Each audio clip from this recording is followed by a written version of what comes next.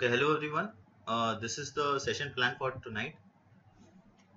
We are covering multiple areas of calculation and estimations through multiple videos. So we have broken it down into as many parts as possible.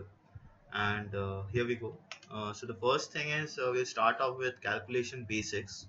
So people ignore addition and subtraction, but even adding and subtracting numbers quickly are important. So we'll try to involve some techniques which might be helpful in doing that.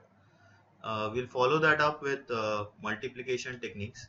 So some are observation based and some are obviously there are some shortcuts and everything, but we rely more on observation. So we'll try to uh, explain how to develop that sort of observation.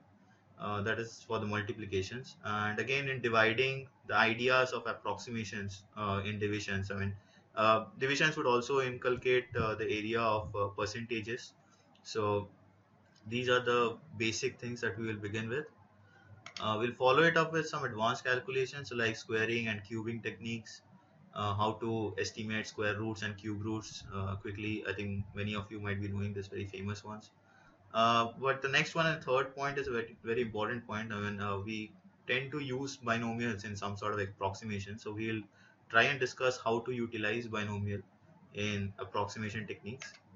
Uh, Among other estimations, so this is the estimation part where we would discuss how to compare ratios, the general thing, and how to move forward through that, and then how to utilize options also. So we found in the introductory session that people are actually looking for ways in which to in permutation, combination, and other areas where they want to calculate quickly and get to the answer, where usually the options are numerical in nature.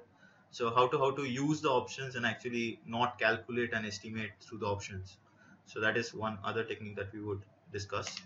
And what we mean by data interpretation is these kind of yeah, I mean these kind of data that is present to us. So sometimes line graphs and all are present to us. Sometimes pie charts are present to us. So how to interpret the slope and other other important understandings behind a line graph and everything. And same with the pie chart also. How to compare various pie charts.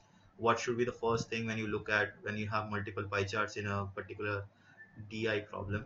So this is the data interpretation part. And uh, yeah, before we get into these techniques, we should straight away point out few things that is expected to be remembered.